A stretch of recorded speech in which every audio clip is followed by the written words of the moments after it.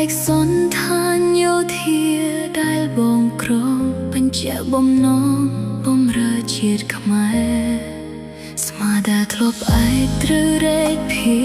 កិច្ចបងតស៊ូអត់ធ្មត់ក្នុងនាមកូនខ្មែ